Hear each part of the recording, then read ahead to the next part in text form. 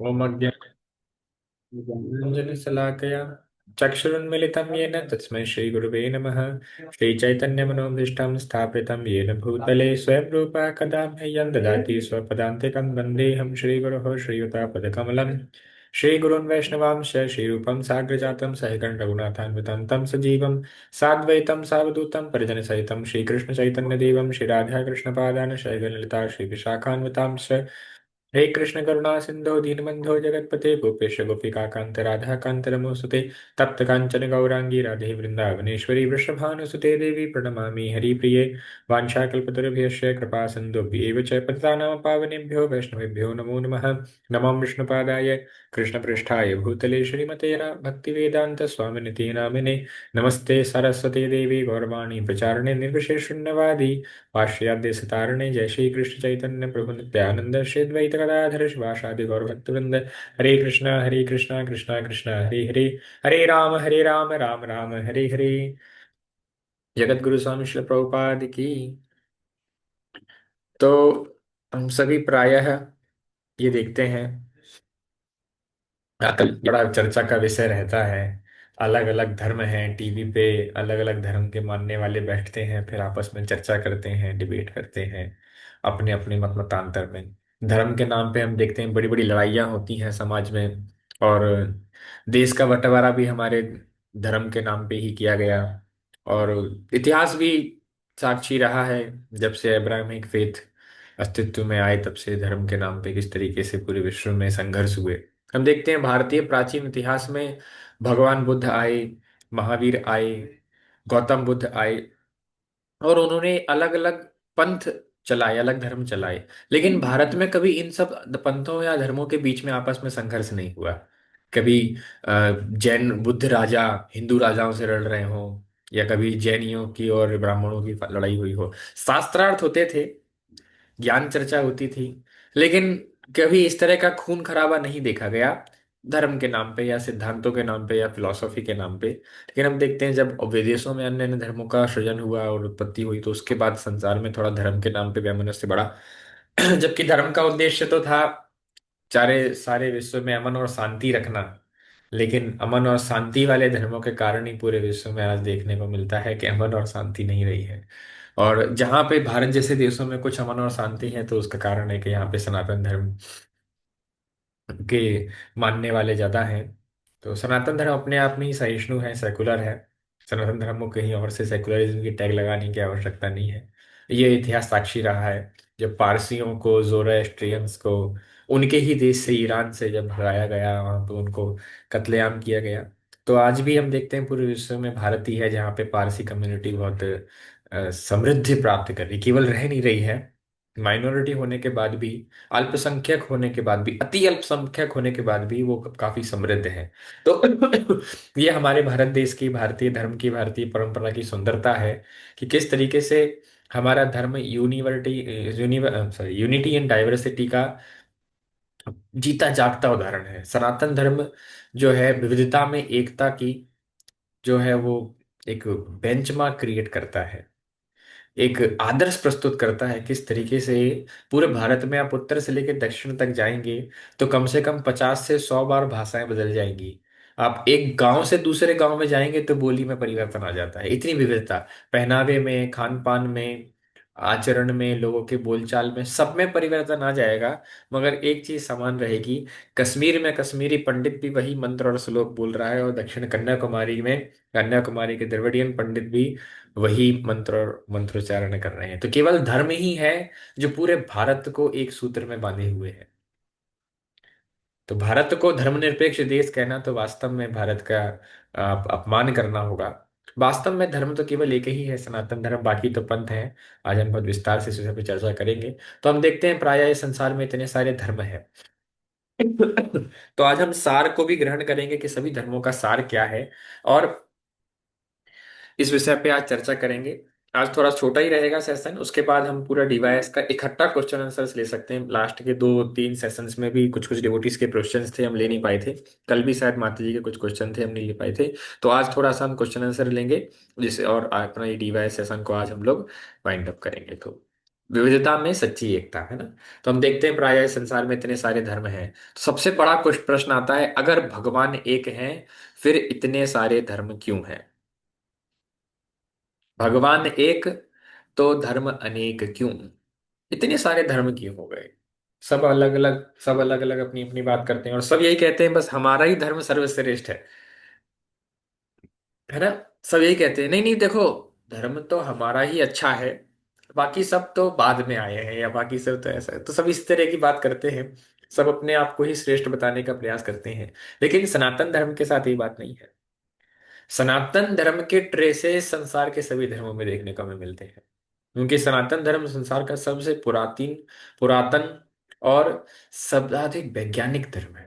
सबसे प्राचीन है, सबसे प्राचीन, यहाँ तक कि आपके इजिप्ट से लेके आपके ग्रीक मेसोपोटामिया, कहीं की कोई भी सभ्यता भारतीय सभ्यता से अधिक प्राचीन आज तक नहीं मिली है। दुनिया का पहला धार्मिक ग्रंथ, संसार का पहला धार्मिक ग्रंथ ऋग्वेद को माना जाता है। ऋग्वेद को दुनिया का पहला धार्मिक ग्रंथ माना जाता है। तो सबसे पहले अगर किसी ने धर्म की, ईश्वर की, देवता की, भगवान की, इन सब सिद्धांतों की अगर चर्चा की, तो वो कौन सा ग्रंथ था? ऋग्वेद। तो हम ये समझ सकते हैं कि वास्तव में धर्म की उत्पत्ति तो वेदों से ही हुई है, और उस ऋग्वेद का भी कोई रचयिता प्राप्त नहीं होता है। आज भी ऋग्वेद का रचयिता यही माना जाता है कि ऋग्वेद का रचयिता ज्ञात नहीं है। ऋग्वेद वेद अपौरुष हैं, अपौरुषेय हैं। उन्हें किसी मनुष्य ने नहीं रचा है, वो साक्षात शब्द ब्रह्म है, उन्हें भगवान द्वारा दिव्य परंपरा में इस मानव जाति के कल्याण के लिए प्रदान किया गया है। तो हम ये प्रश्न है, अगर भगवान एक है तो फिर इतने सारे धर्म क्यों? तो इसका साधारण सा अर्थ है कि इतने सारे धर्म नहीं है, धर्म तो एक ही है।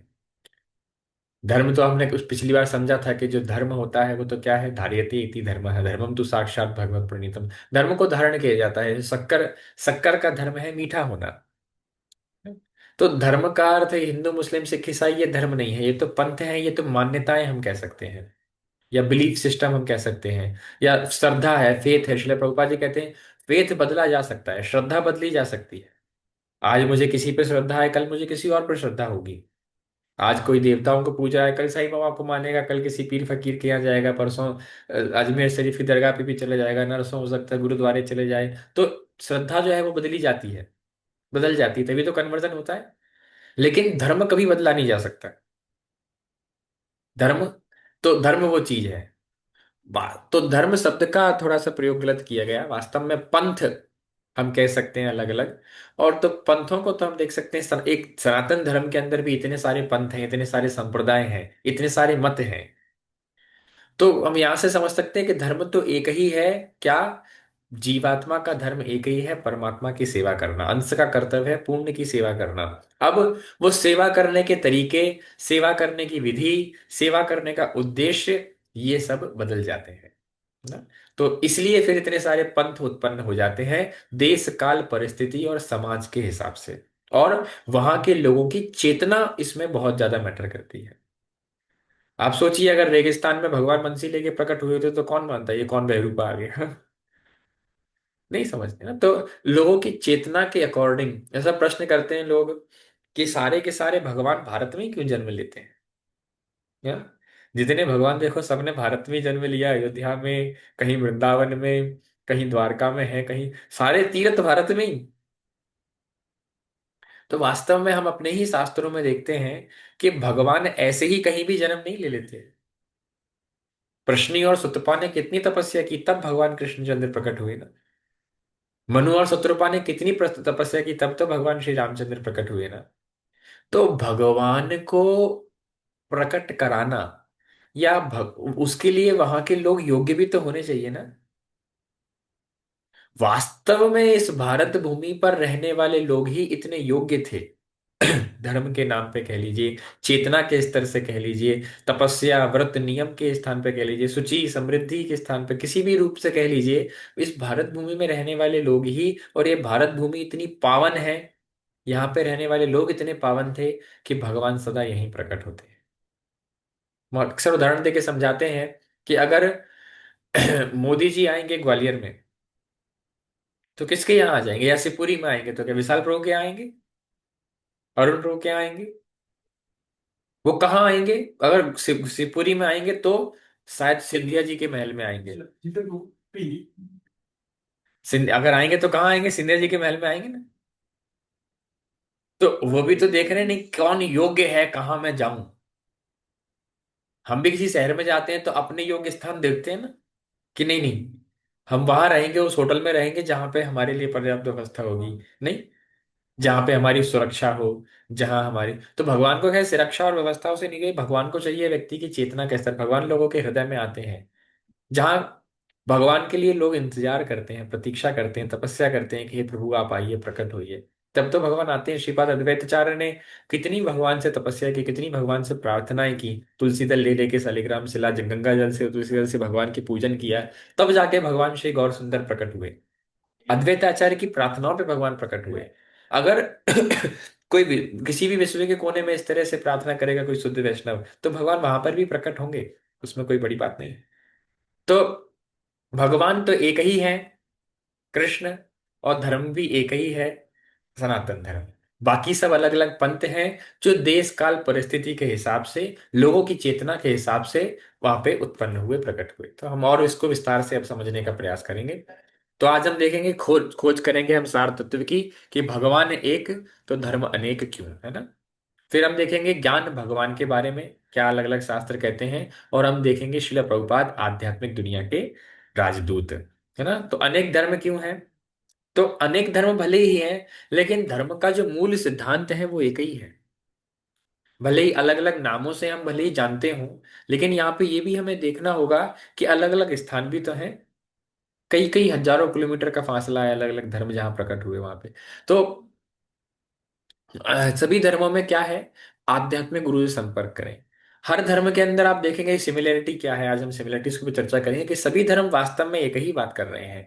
तो सनातन धर्म में कहते हैं आध्यात्मिक गुरु का, गुरु शिष्य परंपरा चलती है, हमारे यहाँ पुजारी होते हैं, ब्राह्मण होते हैं, या इस्कॉन में प्रभु जी लोग होते हैं जो हमें ज्ञान देते हैं, धर्म के बारे में शिक्षा देते हैं। ऐसे ही अब चर्च जाएंगे तो वहां पे फादर होते हैं, पादरी होते हैं, पॉप हैं वहां पे, तो उनसे हमको ज्ञान लेना होता है। अगर आप क्रिश्चियनिटी में जाते हैं, इस्लाम में इमाम होते हैं, मुल्ला होते हैं, मौलवी होते हैं, शहर काजी होते हैं, और वही सबको तालीम देते हैं, नहीं मदरसों में पढ़ाते हैं। जैसे हमारे यहाँ गुरुकुल होते हैं, वहां मदरसे होते हैं। तो ये मूल सिद्धांत तो एक ही है, कि आप किसी जीवित व्यक्ति के संपर्क में आए, वो आपको धर्म का ज्ञान सिखाएगा, है ना। तो गुरु हमें ज्ञान देते हैं। फिर और धर्मों में क्या समानता है? कि भगवान एक ही है, और वो भगवान हम सबसे प्रेम करते हैं। भगवान एक है और भगवान प्रेम करते हैं, ये सिद्धांत सब धर्मों में है। मुसलमान भी मानते हैं कि हाँ खुदा है, एक ही है, ला इलाहा इल्लल्लाह मोहम्मद बिन रसूलुल्लाह, एक ही खुदा है, केवल अल्लाह ही एकमात्र खुदा है। और क्या कहते हैं? कि वो सबसे प्रेम करते हैं ना। खुदा, इसलिए खुदा की इबादत करो, क्यों? क्योंकि वो सबसे सबसे मोहब्बत करते हैं। तो भगवान एक है, और उनका प्रेम भी। फिर भगवान के नियमों का हम देखते हैं, सभी धर्मों में कुछ ना कुछ नियम है। सभी धर्मों में कुछ ना कुछ नियम है ना, अलग अलग धर्म के अलग अलग अपने नियम है। तो हर धर्म में कुछ ना कुछ नियम है, और अधिकतर नियम, कई सारे नियम हम देखते हैं समान ही है। जैसे झूठ मत बोलो, सच्चाई और अच्छाई की राह पे चलना चाहिए। आप पाएंगे सब धर्मों में इस तरह के वर्णन है। नेकी का, शांति के लिए प्रयास करो, पीस के लिए, किसी से लड़ो मत, हिंसा मत करो, है ना, किसी का शोषण मत करो।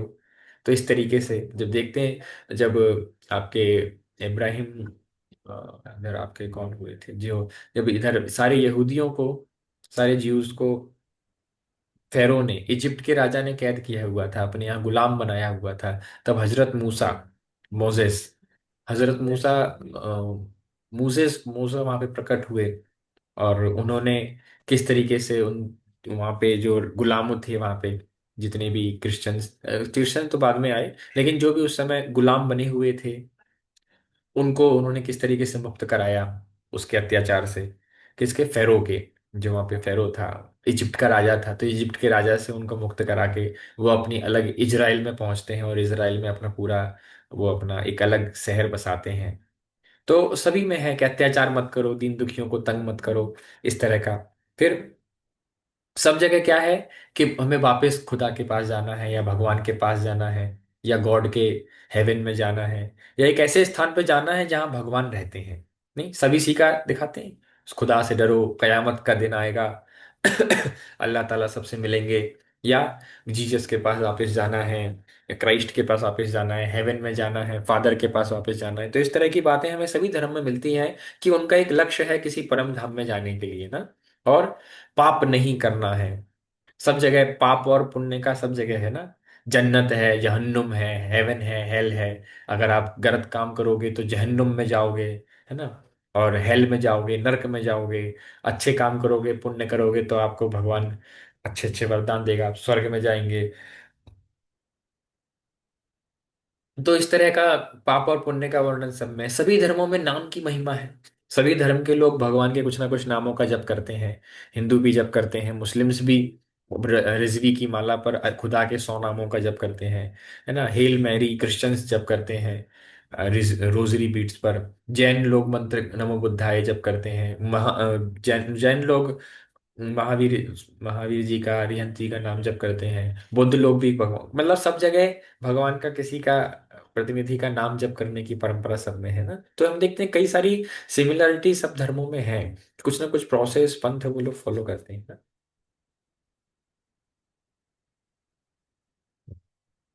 तो वास्तव में हम नास्तिक नहीं रह सकते और धर्मनिरपेक्षता का वेश नहीं पहन सकते। हमें इन सिद्धांतों का पालन करना ही होगा। जितने सिद्धांत हैं आपका इनका पालन करने का। आप कोई कहे सेकुलर हो गया, मैं धर्मनिरपेक्ष हो गया, तो वो इन सब से बच नहीं सकता। ऐसा नहीं है कि वो मरेगा तो उसको कहीं गति नहीं होगी, वो स्वर्ग नरक नहीं जाएगा, क्योंकि वो तो सेकुलर था, तो धर्म नहीं मानता था, वो तो नास्तिक था। अच्छा, आप नास्तिक थे, ठीक है, आपको इस सब नियमों से हमने बाहर कर दिया। ना आप स्वर्ग जाएंगे, ना आप नरक जाएंगे, ना आप भगवत धाम जाएंगे, आप मुक्त हैं। ऐसा कुछ नहीं होने वाला है। कोई चाहकर भी नास्तिक नहीं हो सकता। किसी ना किसी मत में तो उसकी श्रद्धा होती है। उसके नास्तिक मत में श्रद्धा है, उसकी इस बात में श्रद्धा है कि भगवान नहीं है। तो ऐसा एग्जाम्पल देते हैं कि एक व्यक्ति कोई अगर कहे कि मैं आपसे कह रहा हूं आप किसी की मत सुनो, मैं आपसे कह रहा हूं आप किसी की भी मत सुनो, तो फिर उत्तर क्या होगा? तो किसी की भी नहीं सुनेंगे तो फिर हम आपकी भी नहीं सुनेंगे। शुरुआत आपसे ही करते हैं, आप ही की नहीं सुनते। तो यही है ना, नास्तिक लोग अलग, नास्तिकों के भी अलग अलग ग्रुप हैं। कार्ल मार्क्स के नास्तिक अलग हैं, ओशो वाले नास्तिक अलग हैं, है ना। तो ये नास्तिक भी किसी को फॉलो कर रहे हैं, देखिए, कि नहीं हम भगवान को नहीं मानते लेकिन ओशो को मानते हैं। हम भगवान को नहीं मानते लेकिन कार्ल मार्क्स को मानते हैं, है ना। तो ये नास्तिकों में हम भगवान को नहीं मानते, हम अंबेडकर वाले नास्तिक हैं। हम जय भीम वाले नास्तिक हैं। तो क्या क्या ये वास्तव में नास्तिक हैं? नास्तिक, नास्तिक का अर्थ है जिसकी कोई आस्था नहीं है, किसी में भी कोई आस्था नहीं है जिसकी, वो नास्तिक। तो इनकी तो आस्था है ना ओशो में, इनकी तो आस्था है ना राम रहीम में, इनकी तो आस्था है ना आपके अंबेडकर में, जय भीम में। तो फिर ये नास्तिक कैसे हुए? आप किसी ना किसी को आप सदा मान रहे होते हैं, ये हमारा नेचर है मनुष्य का। आप हमेशा किसी ना किसी को फॉलो ही कर रहे होते हैं। स्वभाव से कोई भी नास्तिक नहीं होता। आप हमेशा किसी ना किसी को फॉलो कर रहे हैं। आप भले ही कह सकते हैं कि हम भगवान को नहीं मान रहे, ठीक है, इसका मतलब ये है कि आप कोई particular process of worship the God, आप किसी भगवान को अर्चन करने की कोई पर्टिकुलर विधि आप नहीं स्वीकार करते हैं। लेकिन आप ये नहीं कह सकते कि आप नास्तिक। आप किसी ना किसी को तो हमेशा मान रहे हैं, आप किसी ना किसी को तो फॉलो कर रहे हैं। तो कोई नास्तिक तो वास्तव में कभी हो ही नहीं सकता। और आप इन प्रकृति के नियमों से कभी बच नहीं सकते, आपको इन सिद्धांतों का पालन करना ही पड़ेगा। तो जैसे गणित का तर्क है, फर्स्ट प्राइमरी में हमें क्या पढ़ाया जाता है कि 2 - 5। हमें ये नहीं पढ़ाया जाता, हमेशा क्वेश्चन मार्क ही रहता है। 2 - 5 क्या? हमें पढ़ाया जाता है 1+1 2 होता है, 2+2 4 होता है। लेकिन वहीं जब हम सेकेंडरी में आते हैं तो हमें पता चलता है कि 2 - 5 मतलब -3 होता है।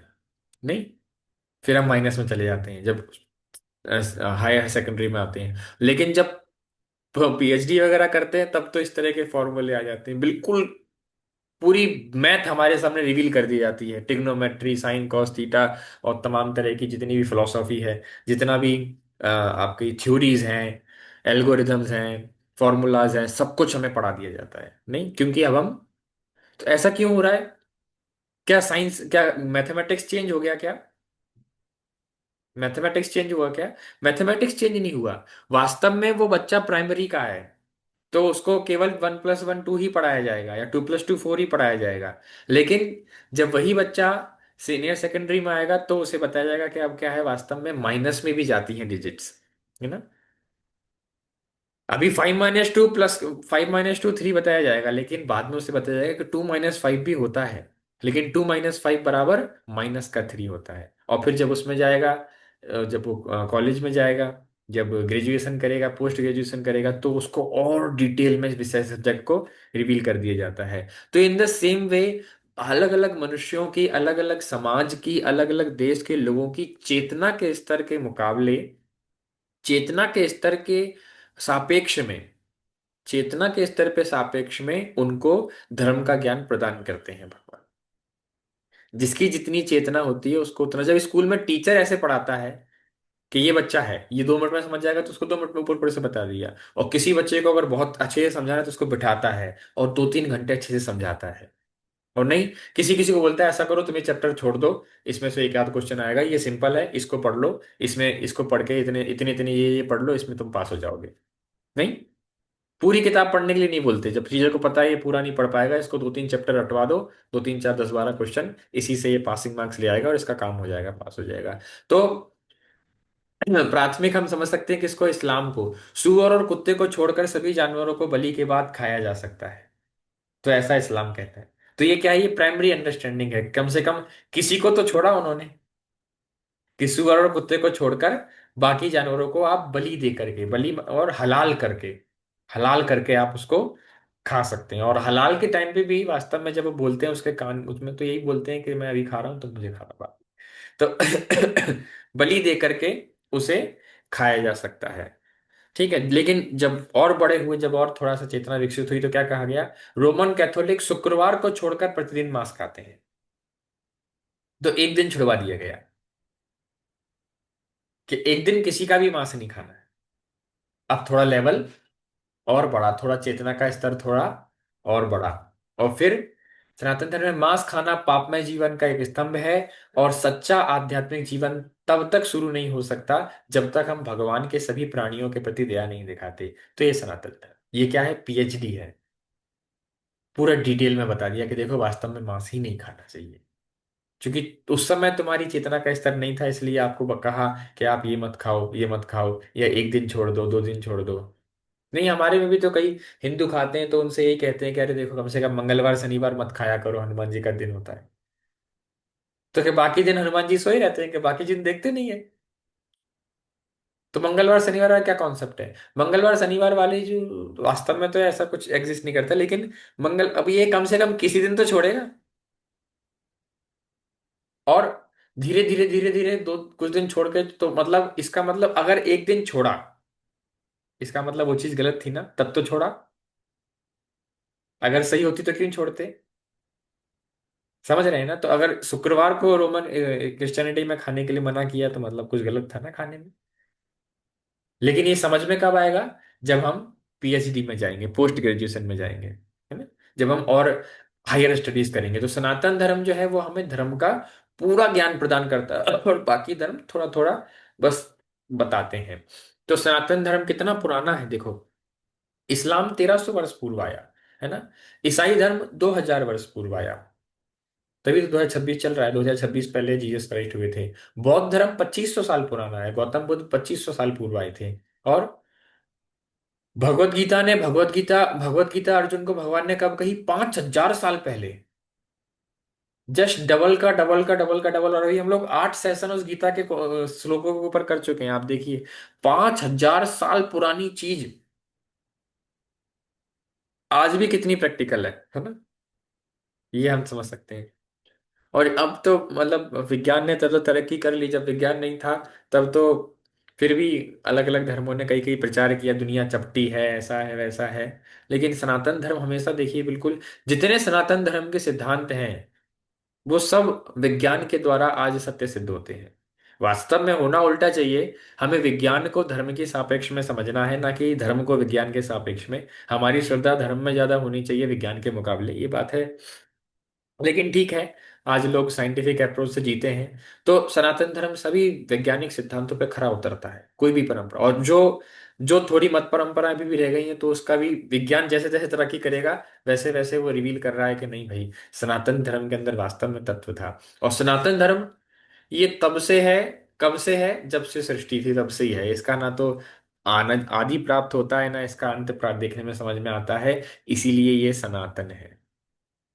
किसी ने बहुत सुंदर कहा, यूनान मिस्र रोमा सब मिट गए यहाँ से, बाकी अगर है अब तक नामो निशान हमारा। कुछ तो बात है, हस्ती मिट्टी नहीं हमारी, सदियों रहा है दुश्मन चौरे जमा हमारा।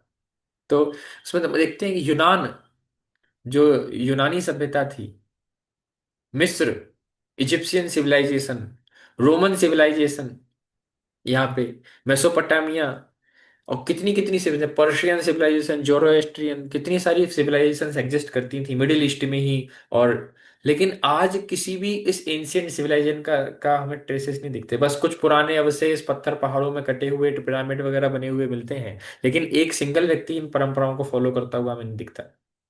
सब लोग या तो क्रिश्चियन हो गए हैं या मुस्लिम हो गए हैं। और केवल ये सब हुआ कितने कितने सालों में, 10 10 20 20 सालों में पूरा पूरा देश उन्होंने कन्वर्ट कर दिया। 10 10 20 25 25 सालों में, 25 साल में पूरा पूरा इजिप्ट कन्वर्ट हो गया, पूरा पूरा ग्रीस, पूरा रोम, पूरा मेसोपोटामिया, पूरे जोरोएस्ट्रियन सब, ईरान पूरा कैप्चर कर लिया 25 साल में, पूरा वहां पे धर्म खत्म कर दिया। लेकिन भारत में 1000 साल तक रहे, 800 साल तक पूरी तरह मुसलमानों की हुकूमत रही, और 200 साल तक ईसाइयों का पूरा राज रहा। लेकिन उसके बाद भी हम देखते हैं सनातन धर्म अपने यथारूप में आज भी जीवित खड़ा हुआ है। 800 साल तक भी धर्म को कोई हानि नहीं पहुंचा पाया। इस्लाम में एक सिद्धांत बाद में जोड़ा गया, गजवाए हिंद का। तो गजवाए हिंद क्या है, जब तक पूरा हिंदुस्तान इस्लाम अब कबूल नहीं करता तब तक कयामत की रात ही नहीं आएगी। ऐसा बाद में उसमें जोड़ दिया गया कि जब तक पूरा हिंदुस्तान जो है वो इस्लाम मुसलमान नहीं हो जाएगा तब तक कयामत की रात नहीं आएगी। गजवाए हिंद। और बड़ी बड़ी फंडिंग होती है इसके नाम पे ना, मदरसे खोले जाते हैं, आतंकवाद सारी इसी के लिए तो सब लोग भारत के पीछे लगे हैं, सारे इस्लामिक कंट्रीज और आतंकवाद, क्योंकि उन्होंने गजवाए हिंद करना है, कयामत की रात ही नहीं आएगी, उनके मुर्दे जमीन में गड़ी रहेंगे। तो क्यों? क्योंकि सनातन धर्म सनातन ही है। सनातन का अर्थ क्या है? इसका ना तो कोई भी प्रारंभ हुआ और ना कभी अंत होगा। सनातन धर्म कभी समाप्त नहीं होने वाला है, इसलिए तो वो सनातन है। उसका नाम ही सनातन है, क्या खत्म करेगा कोई? तो सनातन धर्म का ना कोई आदि है ना कोई अंत है। तो सनातन धर्म क्या है? शाश्वत धर्म है, हमेशा है और हमेशा रहने वाला है ना। इसलिए जीवात्मा का धर्म है ये सनातन धर्म। तो श्रील भक्ति विनोद ठाकुर की एक पुस्तक है जैव धर्म, उसमें उन्होंने बहुत सुंदर तरीके से इस विषय को चर्चा में लिया है। तो सनातन धर्म जिसे अक्सर हिंदू धर्म कहा जाता है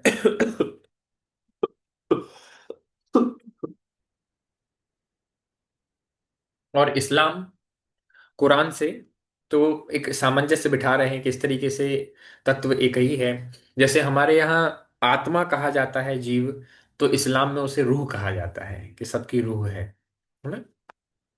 हमारे यहाँ आध्यात्मिक चित्त कहा जाता है, चेतना चित्त कहा जाता है, तो इस्लाम में कुरान में उसे मुजर्रद कहा गया है।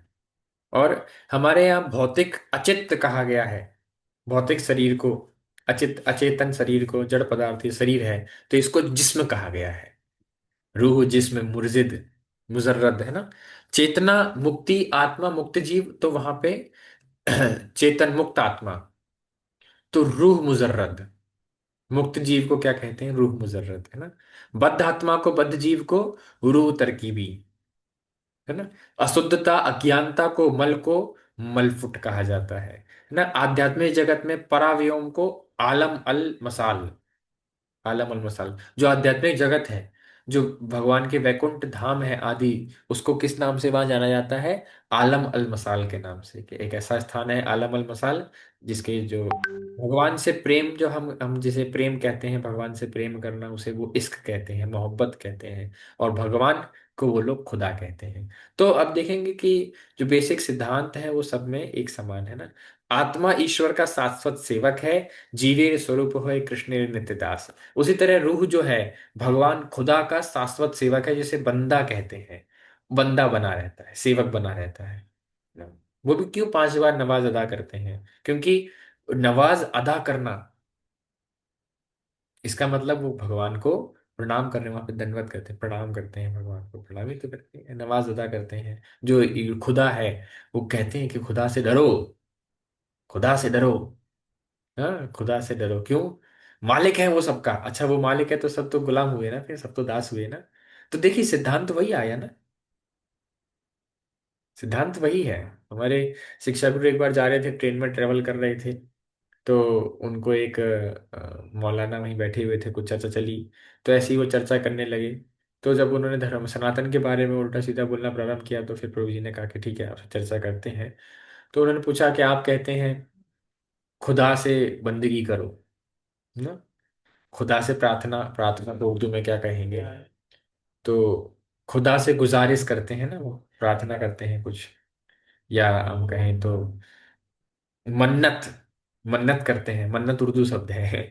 तो खुदा से मन्नत करते हैं, तो सुनता है ना, खुदा सुनते हैं ना? कहता है बिल्कुल सुनता है, बिल्कुल सुनता है। अच्छा, जब कान नहीं है तो कैसे सुनते हैं? अगर खुदा के कान नहीं है तो सुनते कैसे? अरे, फिर कहते हैं नहीं नहीं, खुदा से डरो, खुदा देख रहा है, डरो, अल्लाह ताला तुम्हें देख रहा है। देख रहा है, आंख नहीं है तो कैसे देख रहा है? आंख के बिना कैसे देख रहा है? तो मतलब आंख भी है, कान भी है ना? तो वास्तव में कभी निराकार वाली प्रश्न ही नहीं है। तो फिर मानने के नहीं नहीं, देखिए बात तो सही है, ऐसा है ऐसा है। तो सभी धर्मों में एक ही सा सिद्धांत हम देखने को मिलता है। सब कहते हैं भाई प्रतिमा पूजन, सनातन लोग, हिंदू लोग मूर्ति पूजा करते हैं, मूर्ति पूजा करते हैं, ठीक है। हमने अपने घर में भगवान की फोटो लगा रखी, मुसलमान अपने घर में काबा की फोटो लगाते हैं। हम तो फिर भी किसी मूर्ति की पूजा करते हैं, आप तो इमारत की पूजा करते हैं। आप तो बिल्डिंग की पूजा करते हैं। हम देखे होंगे ना, मस्जिद की, काबा की मस्जिद की फोटो लगा के रखते हैं। तो क्यों लगा के रखते हैं? सम्मान में। वास्तव में पूरी दुनिया मूर्ति पूजा कर रही है। आप जाइए चर्च में, तो वहां पे भी किसकी मूर्ति? जीसस क्राइस्ट की मूर्ति ही तो होती है ना, जिसके सामने सब बैठ के प्रे करते हैं। तो आप बौद्ध मोनेस्ट्री में जाइए, वहां पे बुद्ध भगवान की मूर्ति ही होती है ना। जैन मंदिरों में भगवान की, जैन जी की मूर्ति ही होती है ना। गुरु ग्रंथ साहिब में वो ग्रंथ की पूजा कर रहे हैं, पुस्तक की पूजा करते हैं, तो पुस्तक में ही तो वो अपने खुदा को, अपने रब को देख रहे हैं ना। तो सभी वही सेम सिद्धांतों को फॉलो कर रहे हैं, बस थोड़ी थोड़ी समझने की आवश्यकता है। तो क्या सभी धर्म एक ही बात कहते हैं? हाँ। काजी ने उत्तर दिया, ये चर्चा है भक्ति विनोद ठाकुर की, कि काजी ने उत्तर दिया, जिसे आप जीव कहते हैं व्यक्तिगत आत्मा, उसे हम रूह कहते हैं। यह रूह दो स्थितियों में पाया जाता है, रूह मुजर्रद चेतन मुक्त आत्मा, और रूह तरकीबी बुद्ध बद्ध आत्मा। तो ये भक्ति विनोद ठाकुर की चर्चा हो रही है, तो उस चर्चा में ये निकल के आ रहा है कि सभी धर्म एक ही वास्तव में बात करते हैं। तो इस्लाम में भी यही सिद्धांत है कि जिसे आप जीव कहते हैं व्यक्तिगत आत्मा, उसको काजी क्या कह रहे हैं कि उसे हम क्या कहते हैं? उसे हम रूह कहते हैं। और ये दो स्थिति में पाया जाता है, रूह मुजर्रद चेतन मुक्त आत्मा, और जिसे हम बद्ध आत्मा कहते हैं, और रूह तरकीबी, ये बद्ध आत्मा होता है ना। और जिसे आप चित्त कहते हैं उसे हम मुजर्रद कहते हैं, जिसे आप पदार्थ अचित कहते हैं उसे हम जिस्म कहते हैं। मुजर्रद समय और स्थान की सीमाओं से परे है, जबकि जिस्म समय और स्थान के अधीन है। तो चित्त जो है वो क्या है? चित्त, और इस तरीके से वो पूरा अपना सिद्धांत समझा रहे हैं। और रूह तरकीबी या बद्ध जीव के पास एक भौतिक दिमाग है जो अज्ञान, मलफुट और इच्छाओं से भरा हुआ है। देखिए वही वही सेम फिलॉसफी आपको समझ में आएगा। तो अब फिर, रूह मुजर्रद इन सभी दूषित पदार्थों से शुद्ध और अलग है, और वे आध्यात्मिक जगत में रहते हैं, जिसे अलग आलम अल मसाल के नाम से जाना जाता है। तो जितने भी रूह मुजर्रद हो जाते हैं, जितने भी मुक्तात्मा हो जाते हैं, वो कहाँ रहते हैं? आलम अल मसाल में रहते हैं। आध्यात्मिक जगत है, वहां पे कोई कष्ट नहीं है। तो यही उनके धर्म का लक्ष्य है। कल जो तन के चलते थे अपनी शान और शौकत पर, समा तक नहीं जलती आज उनकी कुर्बत पर। अधना हो या आला हो, सबको लौट जाना है, मफज ही समंदर का, कबर ही ठिकाना है, मुट्ठी बांध के आने वाले हाथ पसारे जाएगा। तो वही सब सेम सिद्धांत है। ये हमने अभी जो कोट किया, ये एक इस्लामिक कव्वाली है, लेकिन आप सिद्धांत आप इसमें पाएंगे वही सेम सिद्धांत है। और उसमें आगे कहा जाता है, घर जमीन जर जेवर कुछ ना साथ जाएगा, खाली हाथ आया था खाली हाथ जाएगा। तो इस तरीके से जानकर भी अनजाने बन रहा है दीवाने, अपनी उम्र बानी पर तन रहा है दीवाने। बहुत सुंदर कवाली है उसमें। ये सब सिद्धांतों को बताया गया है। तो ये एक ही सिद्धांत, एक ही चीज की सभी धर्म बात करते हैं। बस समझने में देर हो जाती है हमको, समझने में हम भेद करते हैं। तो श्रील भक्ति विनोद ठाकुर अपनी उस पुस्तक में फिर कहते हैं कि प्रत्येक आत्मा को मृत्यु का आस्वादन करना ही होगा। हर आत्मा को, हर जीव, हर एक शरीर को मरना ही है। तो इस संसार में जीवन सुख केवल भ्रम है। सब धर्म यही कहते हैं। क्या कहते हैं? कि एक दिन सबको मरना ही है, और वास्तविक जिंदगी जो है वो मरने के बाद प्रारंभ होती है ना, क्योंकि तब हमें इस जन्म में किए गए कर्मों का फल मिलना प्रारंभ होता है। और इस संसार में सुख तो केवल एक भ्रम है, इस संसार में सुख नहीं। कोई भी धर्म इस संसार में सुख से रहने की बात नहीं करते। कोई भी धर्म, कोई भी धर्म इस संसार में सुख से रहने की बात नहीं करता। सब यही कहते हैं कि यहाँ से जाना है, यहाँ से जाना है ना। परंतु जो अपने ईश्वर के प्रति अपना कर्तव्य निभाते हैं, उनके लिए ऐसे उद्यान हैं जिनके नीचे नदियां बहती हैं, और वे सदा सुरक्षित रहेंगे। ये सब कुरान की बात है, ये कुरान में लिखा है कि जो ईश्वर के से अपना कर्तव्य निभाते हैं उनके लिए ऐसे उद्यान है जिसके नीचे नदियां बहती हैं, और वे वहां सुरक्षित रहेंगे, सब सुखी रहेंगे ना।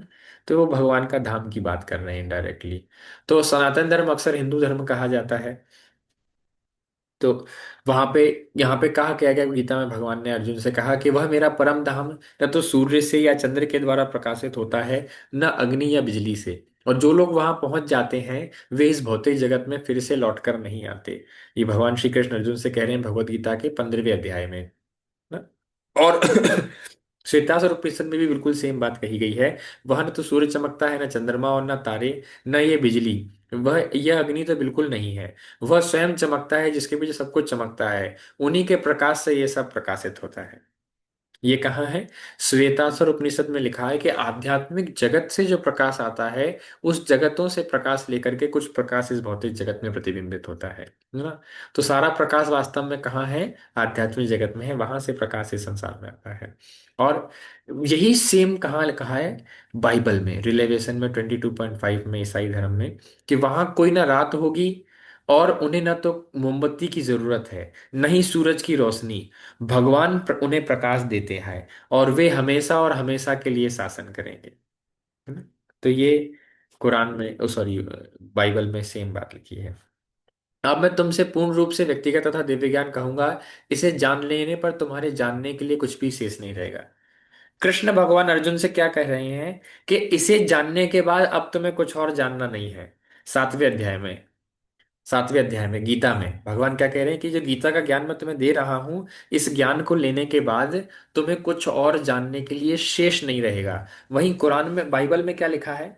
बाइबल में यीशु मसीह कहते हैं कि बहुत कुछ है जो मुझे तुमसे कहना है, लेकिन तुम इसे सहन नहीं कर पाओगे अभी। क्लियर है? बाइबल में लिखा है कि मैं बहुत कुछ तुम्हें बता सकता हूं, लेकिन अभी तुम समझने योग्य नहीं हो, या अभी आप तुम सहन नहीं कर पाओगे, अभी तुम संभाल नहीं पाओगे। इस जितना बता दिया है बस उतने ही समझो। क्लियरली बाइबल में लिखा है। उधर गीता में भगवान क्या कह रहे हैं? कि अब तुम्हें कुछ और जानना शेष नहीं रह गया।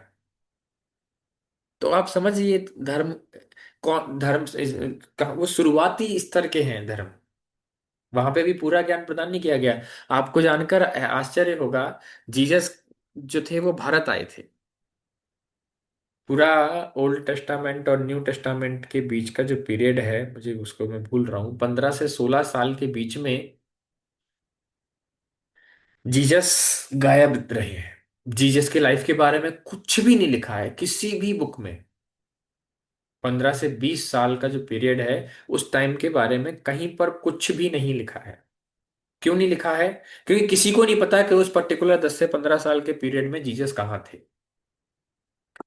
तो वहीं पर एक अलग एक पुस्तक प्राप्त होती है। श्रील प्रभुपाद जी उसे कोट करते हैं।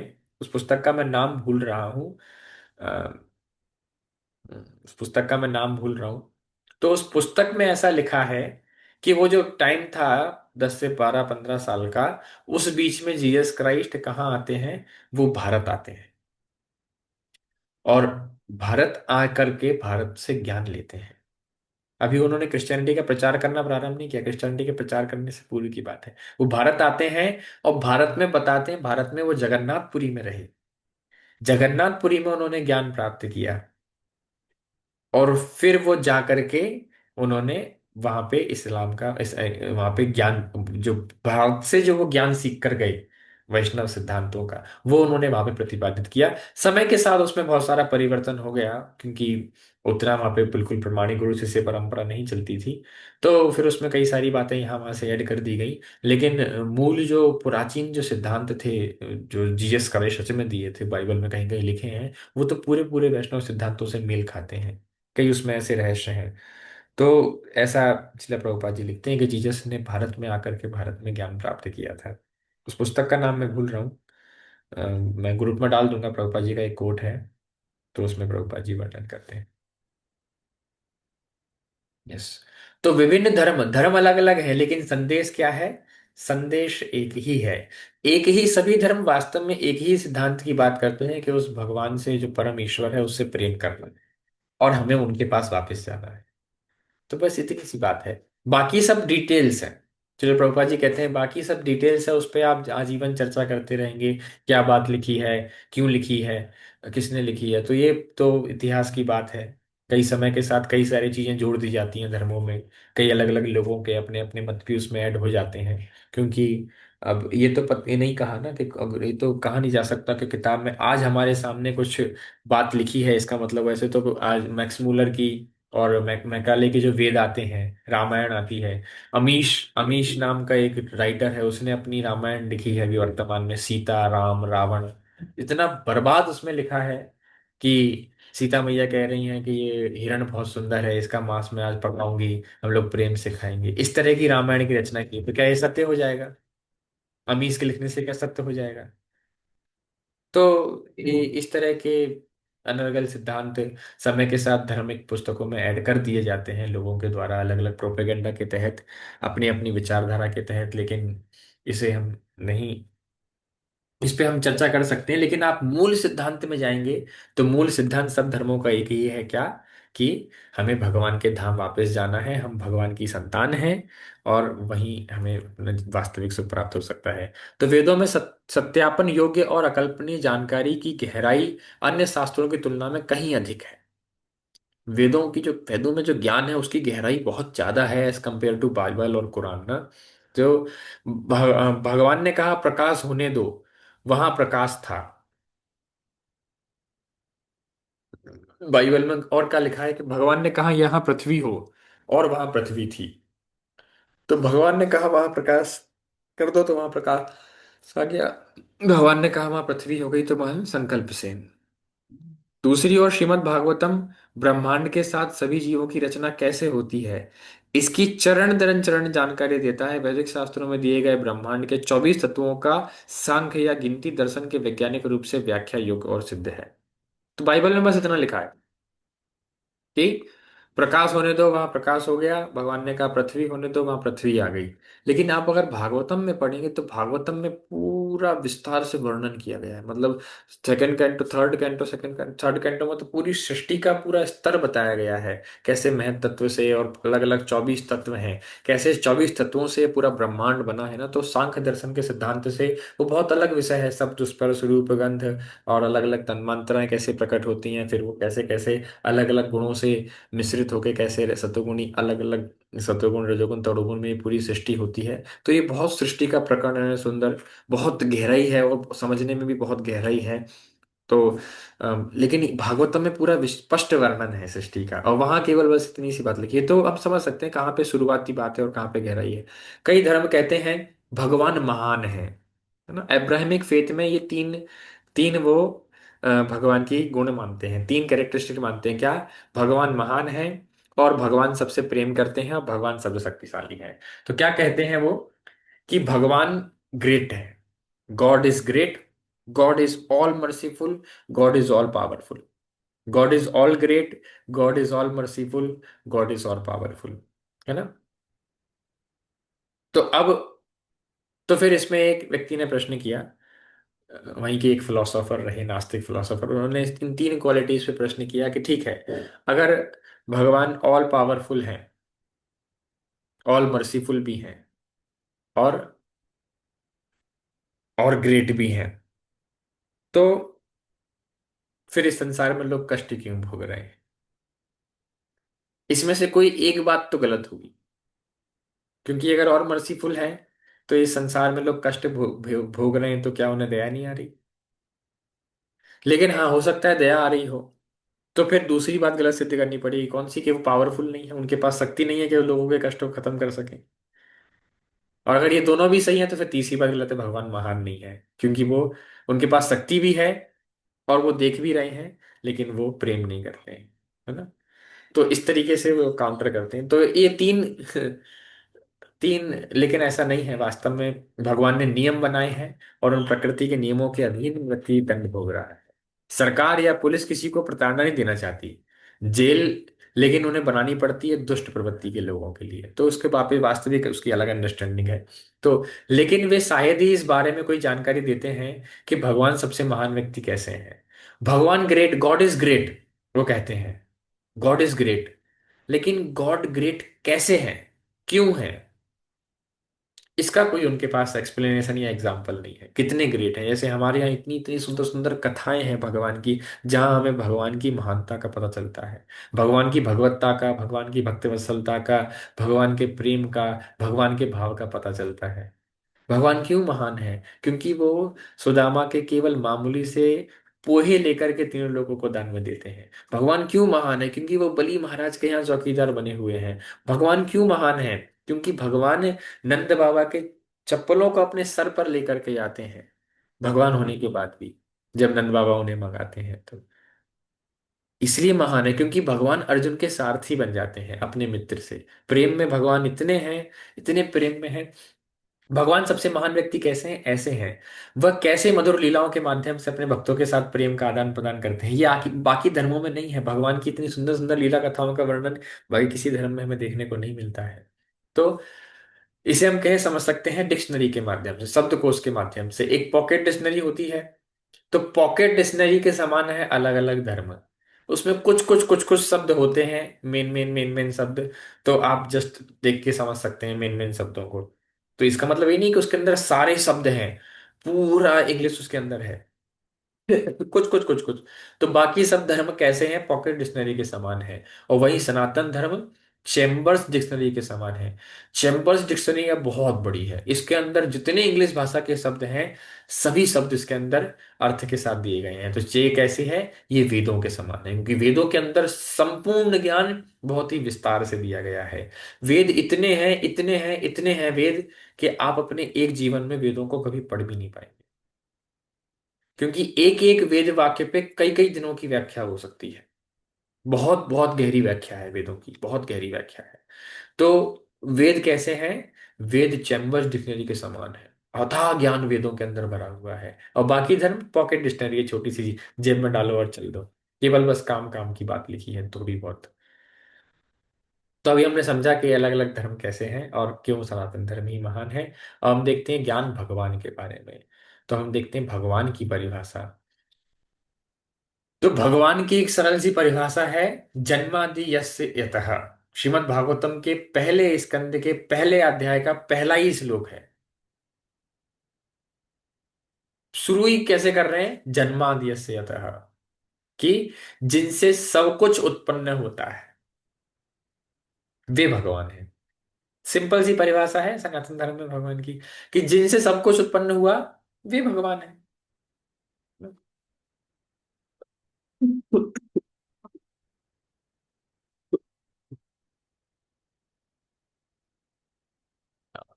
बाइबल में क्या लिखा है? यीशु खुद को ईश्वर क्राइस्ट का पुत्र होने का दावा करते हैं। ये रोमन 10:13 में, जो कोई प्रभु का नाम लेगा उसका उद्धार होगा, क्लियरली लिखा है बाइबल में। और हमारे पिता जो स्वर्ग में सृजन करते हैं पवित्र हैं, और उनका नाम पवित्र है, ये मैथ्यू 6:9 में। तो ये भगवान के बारे में बाइबल की अंडरस्टैंडिंग है, कि जीसस जो है वो उनके भगवान के बेटे हैं, और वो स्वर्ग उन्होंने बनाया है, वो भी पवित्र है और उनका नाम भी पवित्र है। कुरान में मोहम्मद खुद को ईश्वर का पैगंबर बताते हैं, कि मैं तो पैगंबर हूं, भगवान का दूत हूं, और मोहम्मद अल्लाह के रसूल हैं। रसूल कहाते हैं ना कुरान में, तो कहाँ है? अल फतह में 48, और इसमें लिखा है कि मोहम्मद अल्लाह के रसूल हैं, है ना। मोहम्मद बिन रसूल अल्लाह, मोहम्मद के अलावा इस्लाम, कुरान ने फिर इस्लाम मुसलमानों ने फिर इसको सेट कर दिया कि मोहम्मद के अलावा कोई और भगवान का रसूल हुआ नहीं, मोहम्मद ही आखिरी रसूल है, और मोहम्मद के बाद कोई और रसूल नहीं, तो ऐसा उन्होंने मान लिया। तो मोहम्मद अपने किसी आदमी के का मोहम्मद आपके किसी आदमी का पिता नहीं है, लेकिन वह अल्लाह के संदेशवाहक और नबियों की मुहर है। ये अल हज अल अहजाब में ये लिखा हुआ है कि मोहम्मद आपके किसी आदमी का पिता नहीं है, लेकिन वह अल्लाह के संदेशवाहक और नबियों की मुहर है। तो जो मोहम्मद है वो क्या है? वो अल्लाह के पैगंबर है। भगवत गीता में अभी हम देखते हैं कि यहाँ पे क्या है, कि कोई भगवान खुद को भगवान का बेटा बता रहे हैं, कहीं पे भगवान के दूत आए हैं। अब ये बात समझिए, ये बात गहरी है। श्रील प्रभुपाद जी इसे कहते हैं कि Muhammad said I am messenger of God, Jesus said I am son of God, but Krishna ने भगवत गीता में छाती ठोक कर कहा कि मैं परम भगवान हूं, अहम सर्वस्य प्रभव मत्ता सर्वम प्रवर्तते इति मत्वा भजन्ते माम बुधा भाव समन्विता। भगवान कृष्ण स्वयं को भगवान घोषित करते हैं, मैं समस्त आध्यात्मिक तथा भौतिक जगतों का कारण हूं, प्रत्येक वस्तु मुझसे ही उद्भूत होती है, मैं प्रत्येक वस्तु का कारण हूं। ये भगवद गीता में 10.8 में भगवान ने स्पष्ट कहा कि मैं ही परम भगवान हूं। तो आप यहाँ से समझ सकते हैं भगवान का क्या स्तर है, मतलब ये भगवान है, और ये सनातन ज्ञान, स्पष्ट हमें भगवान के बारे में ज्ञान है। बाकी जगह तो बस अटकल चल रही। तो कृष्ण और क्राइस्ट ना, बाइबल में जो क्राइस्ट जो है, जीसस क्राइस्ट, तो जीसस तो वो जीसस है, क्राइस्ट जो है वो उनके पिता का नाम है। और क्राइस्ट वास्तव में जो ईसाइयों के जो भगवान है उनका नाम है क्राइस्ट, है ना। तो क्राइस्ट जो है वो ग्रीक शब्द क्रिस्टोस से आया है, और क्रिस्टोस शब्द जो है वो ग्रीक क्रिस्टोस क्राइस्ट शब्द का ग्रीक संस्करण है, ठीक है। तो क्राइस्ट शब्द कहां से आया? क्रिस्टोस से। क्रिस्टोस ग्रीक भाषा का है, लेकिन ग्रीक भाषा में क्रिस्टोस कहां से आया? तो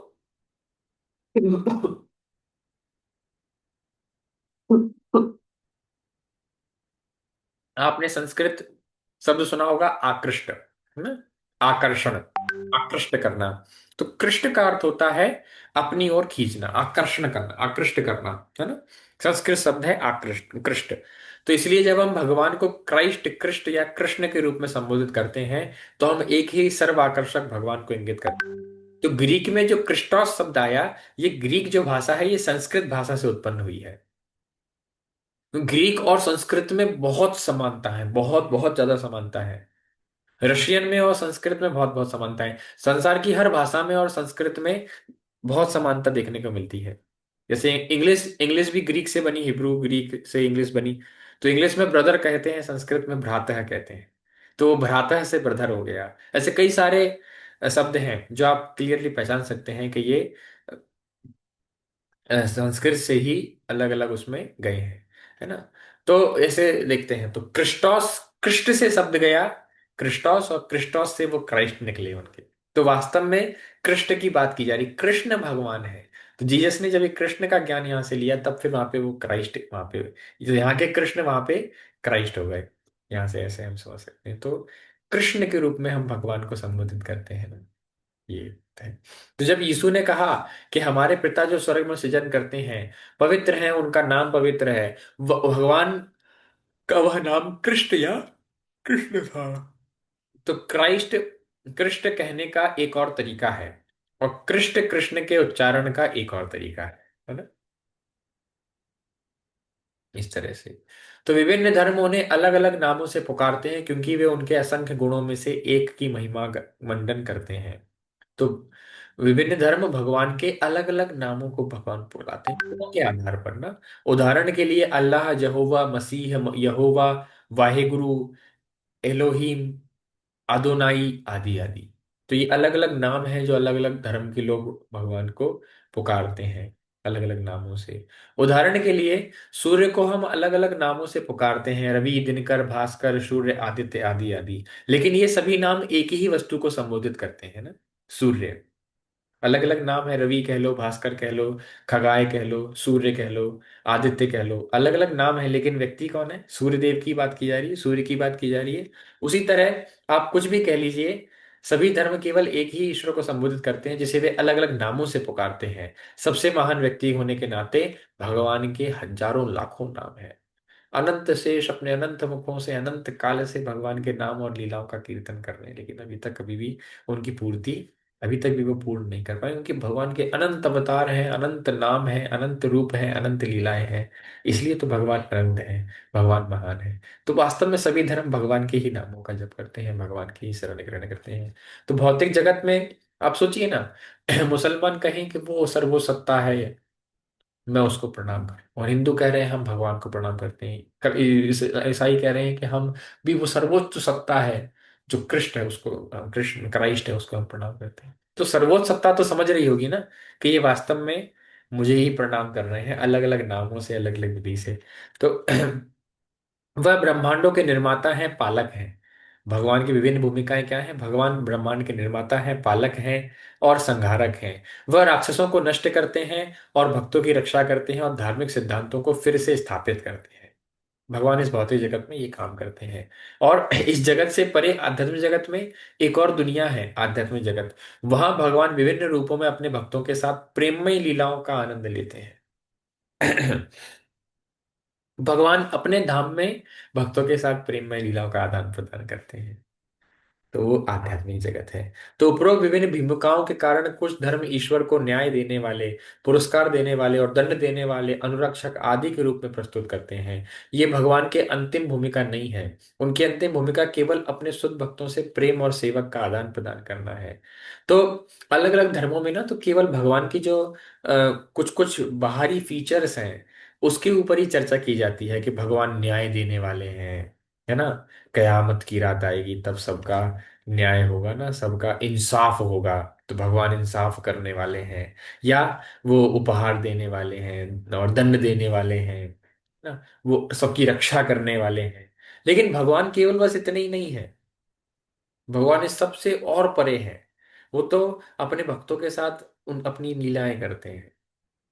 जैसे अभी हमारे सनातन धर्म में भी भगवान के कई नाम हैं जो लीलाओं के आधार पर नाम पड़े भगवान के ना। मूर नामक राक्षस को मारा तो भगवान का नाम हो गया मुरारी, है ना।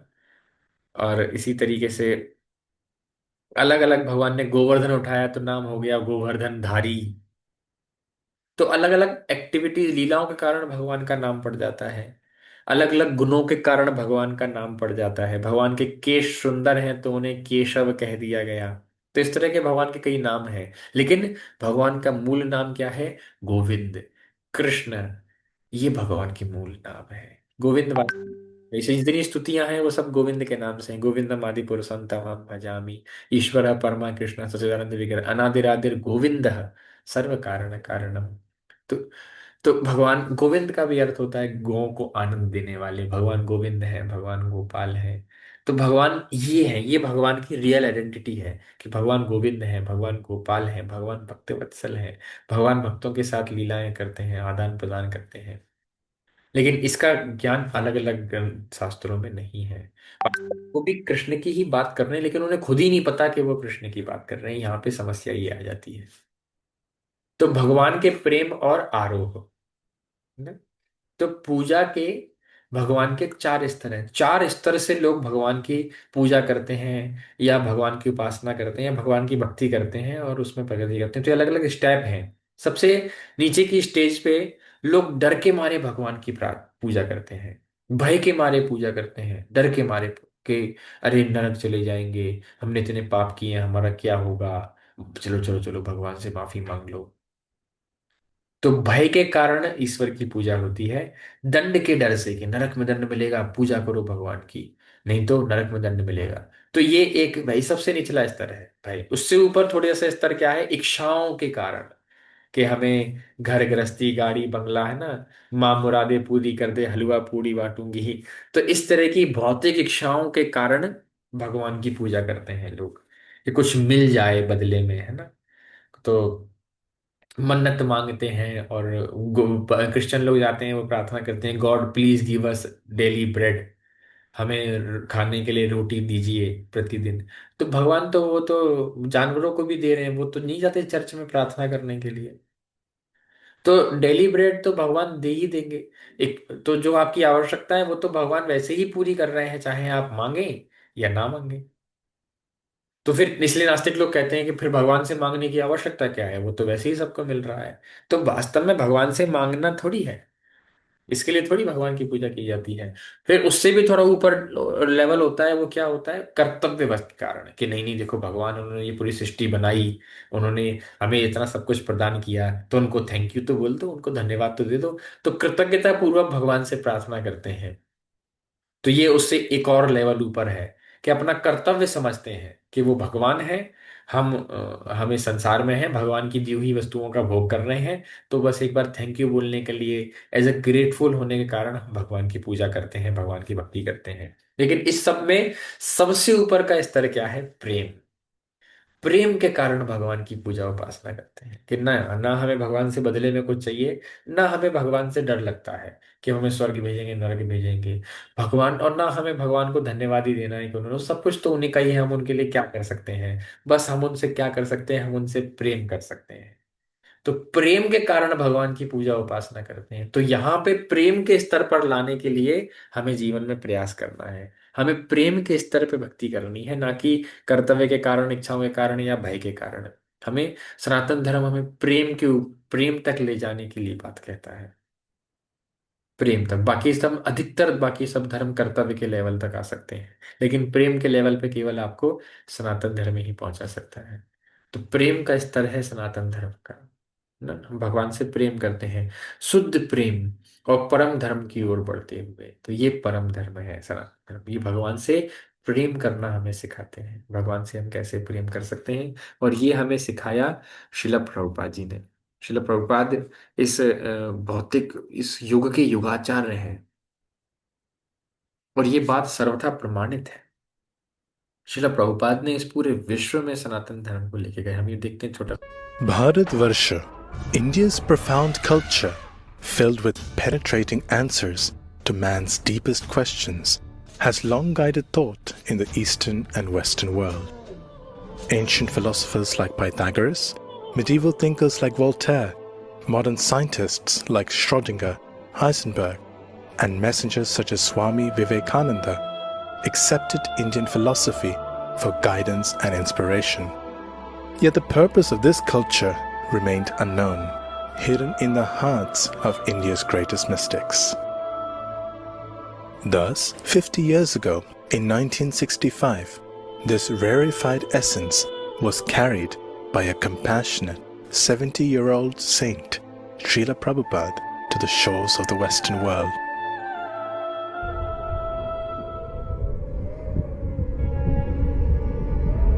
Embarking on this difficult transatlantic voyage, experiencing 2 heart attacks on his 38 days aboard. The pain was so severe.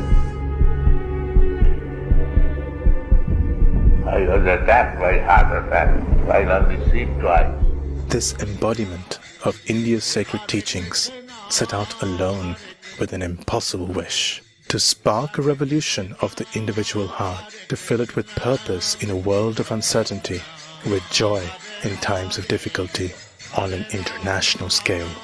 This gift was the teachings of Bhagavad Gita as it has been practiced for millennia, as it is, along with its original Vedic Krishna conscious culture. By his character and his compassion, Srila Prabhupada's systematic and scientific presentation of Krishna consciousness penetrated the very hearts of all those who heard him. In America, in September 1965, my mission is to preach the philosophy of Lord Chaitanya, chanting Hare Krishna, Krishna Krishna, Hare Hare, Hare Rama, Rama Rama, Hare Hare. And within a mere 3 years of his arrival, a genuinely international society, ISKCON, manifested globally inspiring teachings of Indian A. Arts, such as painting, music, instruments, and exhibitions. B. Books, particularly his magnum opus, the literary and intellectual jewel, Srimad Bhagavatam. C. Cuisine, the entire suite of exotic Indian vegetarian preparations, mastered by generations of cooks and enthusiastically embraced by boys and girls over the standard cow flesh, alcohol, drugs, coffee, tea, and even the onion and garlic. D. Dressing, men with dhoti kurta, women in saris, all with tilak. E. Etiquettes, respect to elders, the saintly, and to God. F. Following the cultural pathway, Sanskriti, for example, introducing the sanctity of Vedic marriage with all its duty and its commitment. G. A God-centric program establishing a personal relationship with the Lord in the form of exquisite deity worship, performed communally with kirtan, distribution of Mahaprasad, and worship. H. A healthy lifestyle with regulation such as rising early in the morning and pure habits such as bathing upon rising. I. Indian ethics, establishing the value from scriptures such as Ramayana and Mahabharata of a life filled with perseverance, tolerance, and humility over personal appearance, education, and wealth. J. Jolly dancing in kirtans to worship the Lord. Srila Prabhupada's teachings were centered on the essence of India's wisdom, that the constant chanting of the Hare Krishna Mahamantra, or as he called it, the great chant for deliverance, was capable of revolutionizing the world. If you kindly become Krishna conscious and chant and dance in ecstasy, emotional love of God, the whole world will follow you and it will be Vaikuntha. There will be no more trouble. Thank you very much. His gifts to India included 3 major centers of culture and education in 1. Bombay, the economic capital of India. 2. Vrindavan, India's foremost place of worship. And 3. Sriram Mayapur, ISKCON's international headquarters. Srila Prabhupada's unprecedented achievements have created an imperishable legacy. Their magnitude is understood only in terms of how the world has changed since his arrival on Western shores. Indians are now valued not only for their technical competence, but also for their character, their holistic culture, and their loving devotion to the Lord. Today, his students form a body of world-class spiritual leaders to carry on Srila Prabhupada's mission of compassion. Truly, India has regained its position as a genuine beacon of light for the entire world, for generations to come, especially with the construction of the Temple of Vedic Planetarium.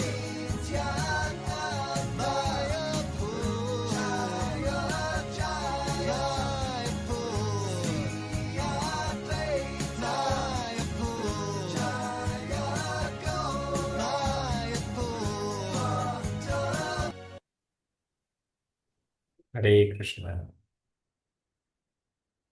तो श्रील प्रभुपाद आध्यात्मिक जगत के राजदूत, युगाचार्य, इस कली काल में भगवान के वास्तविक संदेश को प्रचारित करने के लिए भगवान श्रील प्रभुपाद जी आए। प्रभुपाद नित्य मुक्त जीव हैं, साक्षात भगवत धाम से हम सब कलिकाल के जीवों का कल्याण करने के लिए वो संसार में प्रकट हुए और उन्होंने धर्म के वास्तविक मूलभूत सिद्धांत को प्रदान किया। तभी आप देखें अलग अलग धर्म के लोगों ने पूरे विश्व में कितना कितना प्रयास किया अपने धर्म को प्रचारित करने के लिए, कई कई सालों तक युद्ध लड़े, लोगों को फोर्स किया, फिर भी वो सफलता सबको नहीं मिल पाई। श्रील प्रभुपाद जी अकेले अकेले पूरे विश्व में इतने बड़े आंदोलन को स्टार्ट कर दिए, बिना किसी सपोर्ट के, बिना किसी सपोर्ट के नहीं, साक्षात भगवान का पूरा पूरा श्रील प्रभुपाद जी के प्रति सपोर्ट था। क्योंकि शिल प्रभुपाद जी आध्यात्मिक जगत के राजदूत हैं, वो इस कलिकाल के लिए युग आचार्य हैं। उन्होंने जो सिद्धांत दिए वो हर धर्म, हर देश, हर संप्रदाय के लोग बड़े ही खुले विचारों से और ओपनली आज स्वीकार कर रहे हैं, और हमें प्रत्यक्ष देखने को मिलते हैं। भारतीय संस्कृति आज पूरे विश्व में शिल प्रभुपाद जी की कृपा से प्रचारित प्रसारित हो रही है। हम भारतीयों को प्याज लहसुन छोड़ने में तकलीफ होती है, लेकिन प्रभुपाद जी की कृपा से विदेशियों ने प्याज लहसुन, गौमांस, मांसाहार, हर प्रकार के नशीले पदार्थों का चार नियम विदेशी पालन करते हैं। आप कल्पना कीजिए, ये श्रील प्रभुपाद जी की आध्यात्मिक बल है। श्रील प्रभुपाद जैसा युगाचार्य, श्रील प्रभुपाद जैसा आध्यात्मिक गुरु ना भूतो न भविष्यति, आज तक ना कभी हुआ है और ना कभी इतिहास में या भविष्य में अभी होने की संभावना भी है। क्योंकि प्रभुपाद ने जो करके दिखाया वो आज किसी के लिए संभव नहीं है, कोई नहीं कर सकता है। श्रील प्रभुपाद जी ने मात्र 12 साल में पूरे विश्व में 108 मंदिर स्थापित कर दिए। प्रभुपाद जी की भगवती 200 से अधिक भाषाओं में ट्रांसलेट हो चुकी है। प्रभुपाद जी ने अपने छोटे से जीवन काल में 12 साल के अंदर 70,000 लेटर लिखे। उस समय ना सोशल मीडिया थी, ना फोन था कि कॉल करके मैनेजमेंट कर रहे हैं या लैपटॉप से या मेल कर रहे हैं, ऐसी कोई सुविधा उस समय उपलब्ध नहीं थी। आप समझिए, आज हम बात कर रहे हैं पूरे विश्व में, ये आज से 50 साल पुरानी बात है।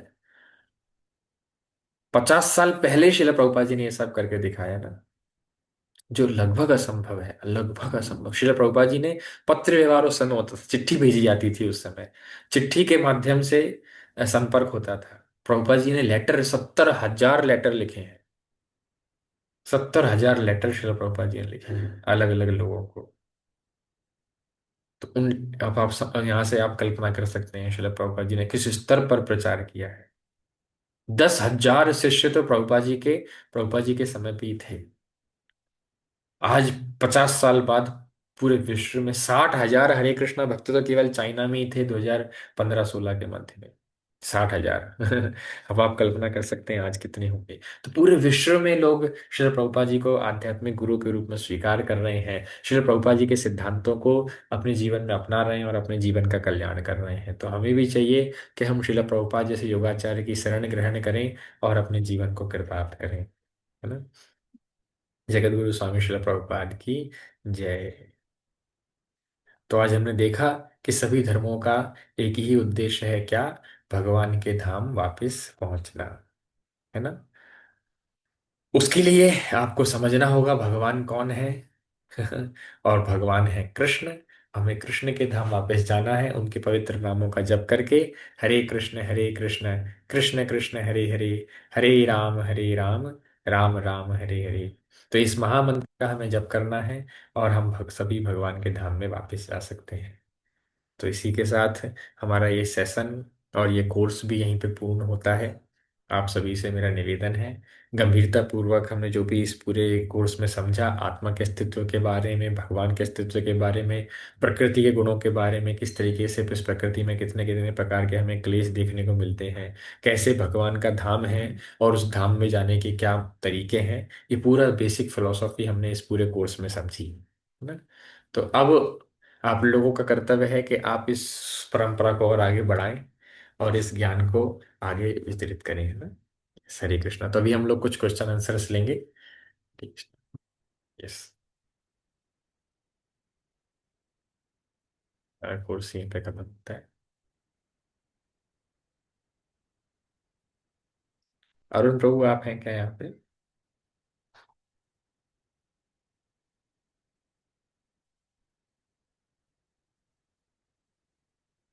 हरे कृष्णा।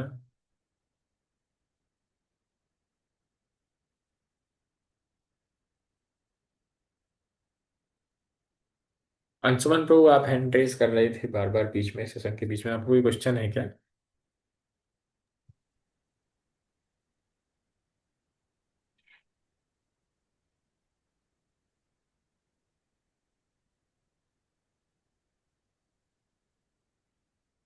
ठीक है।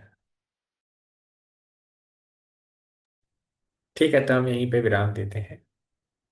हरे कृष्णा। बहुत बहुत धन्यवाद आप सभी का ज्वाइन करने के लिए। हरे हरे कृष्णा कृष्ण। प्रभु जी, धन्यवाद। हरे कृष्ण। हरे कृष्णा।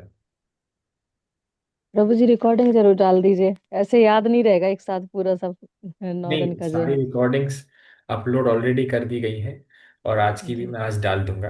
हम्म। और अब हम लोग 1-2 महीने बाद दोबारा से ये कोर्स करेंगे। तब तक के लिए आप जितने भी लोगों ने ये कोर्स अटेंड किया है, सबके लिए ये सेवा है कि आप लोग अगले इस कोर्स के लिए और लोगों को इंस्पायर करें रजिस्टर करने के लिए। हमने जो सीखा है, हमारा कर्तव्य है हम उसे और आगे लोगों तक ले जाएं, आगे सब तक पहुंचाएं। तो आप अगले हम 2 महीने बाद फिर से ये कोर्स करेंगे। तब आप लोग प्रयास करिए हर एक व्यक्ति कम से कम 2-2 लोगों को इसमें रजिस्टर कराए। अभी जैसे आज इस सेशन के लिए ठीक है प्रभु जी। हरे राम 15 से 20 लोगों ने रजिस्टर किया था। हरे कृष्ण कृष्ण कृष्ण हरे है ना? हरे तो हरे सब लोगों के लिए टास्क रहेगा। अगर इस कोर्स में आपको लगता है कि आपने कुछ सीखा है और कुछ कृतज्ञता है, तो आपको चाहिए कि आप और इसको आगे कृष्ण। फॉरवर्ड करें, है ना। और 2-4 लोगों को इंस्पायर करिए। अभी से रजिस्टर कर सकते हैं आप, अभी से नाम नंबर लेके रख सकते हैं। और ये गंजनी दीदी कृष्ण अभी से आप लोग नाम नंबर लेके रख सकते हैं, और जब भी हम दोबारा इसको लॉन्च करेंगे तब आप रजिस्टर करा सकते हैं, है ना। हरे कृष्ण। किसी और कुछ कहना हो तो फिर 10 बज चुके हैं ऑलरेडी। आप प्रभु सब। जी यस प्रभु जी।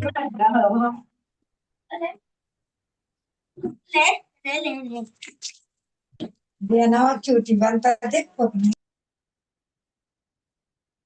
यस। हरे कृष्णा। हरे कृष्णा प्रभु जी हरे कृष्णा हरे हरे कृष्णा। कृष्ण प्रभु। हरे कृष्णा विशाल प्रभु। धन्यवाद। देना